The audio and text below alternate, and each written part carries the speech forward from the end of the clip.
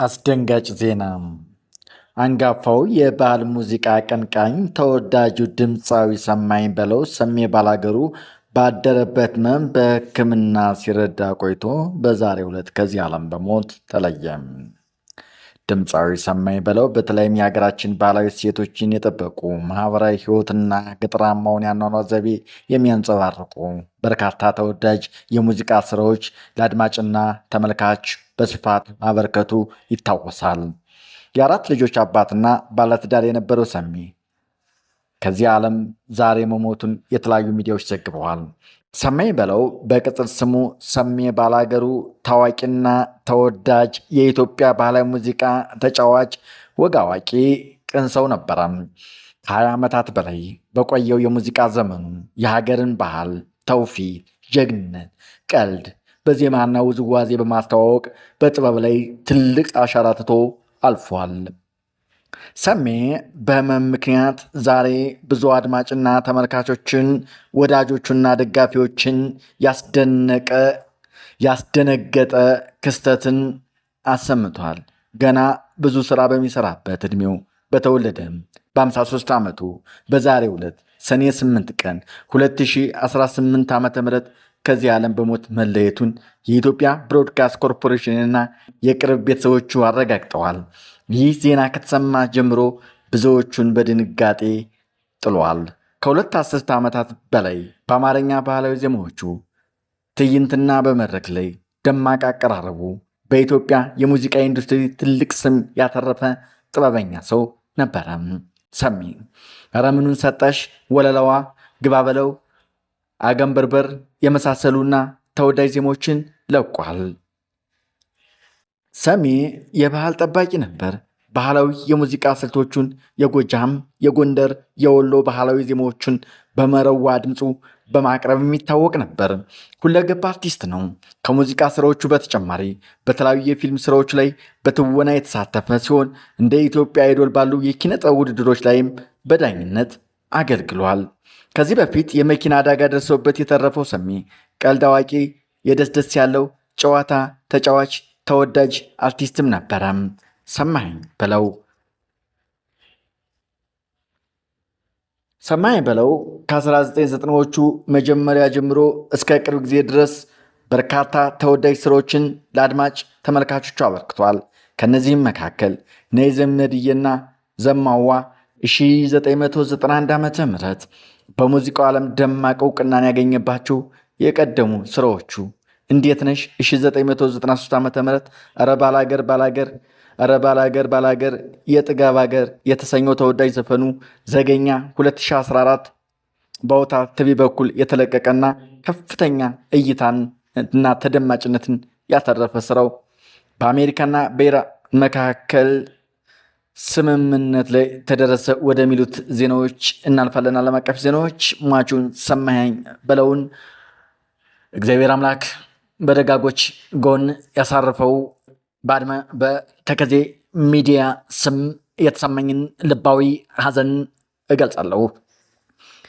ሰሜ በእውነት እኔ በጣም ከልቤ ነበረ መወደው። በተለይ ገጠር አካባቢ እንዳደገ ሰው አይ ባላገር ሲል ኧረ ምኑን ሰጠሽ ብቻ አላበድኩም የሚለው ዘፈኑ አሁን ላይ ዘፈኔን ያህል ባያስደስተኝም በልጅነቴ ግን የሰሜ በለው ዘፈን በጣም ነበር ደስ የሚለኝና አድማጭ ተመልካቾቼ አርቲስቱን እግዚአብሔር አምላክ በእውነት በደጋጎች ጎን ያሳርፈው። እግዚአብሔር የምሕረት አምላክ በምሕረቱ በቀኙ ያስቀምጠው።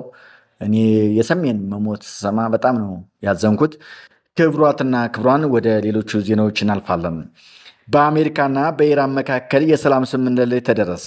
አልጀዚራ እንደዘገበው በአሜሪካና በኢራን መካከል የተቀሰቀሰውና መጠነ ሰፊ ውድመትን ያስከተለው ጦርነት መቋጫ ላይ መድረሱን የሚያመላክት የመጀመሪያ ደረጃ ስምምነት እየተደረገ እንደሆነ የአሜሪካው ፕሬዚዳንት ትራምፕ አስታውቀዋል። ስምምነቱን ተከትሎም የሆርሙዝ በር ይከፈታል ተብሎ ይጠበቃል። የ2026 የዓለም ዋንጫ ውድድር በደማቅ ሁኔታ በመካሄድ ላይ ይገኛል። በአሜሪካ፣ ሜክሲኮና ካናዳ አስተናጋጅነት ከሰኔ 4 ቀን ጀምሮ የተጀመረው 23ኛው የፊፋ የዓለም ዋንጫ የምድብ ጨዋታዎች በመካሄድ ላይ መሆናቸውን የተለያዩ ድረገጾች ዘግበዋል።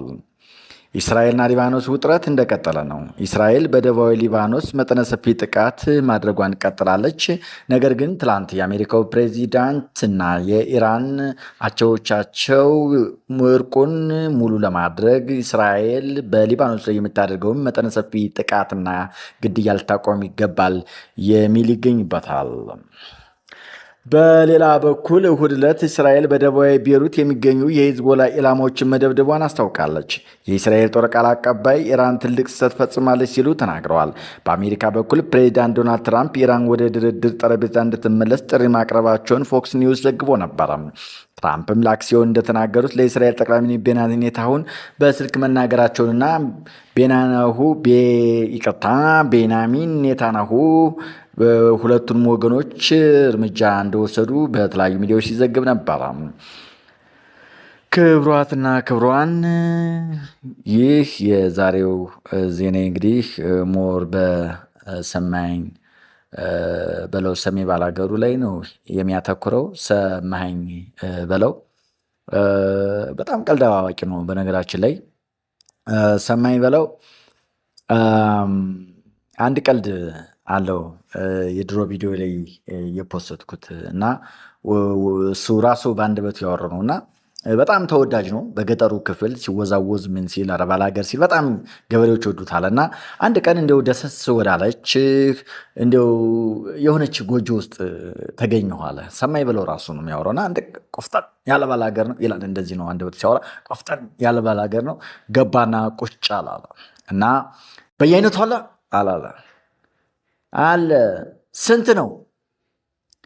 10 ብር ነው። መጨረሻውስ?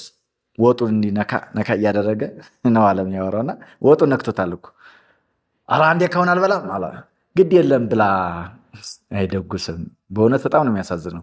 ግድ የለም እኔ እከፍላለሁ አልኩት አለ። የታውቀኝ አለኝ አለ ቆፍጠን ብሎ። ደነገጥኩ አለ። በእውነቱ አያውቀኝ ነበር አለ። አላየኝም አለ። አለየኝም ይላል።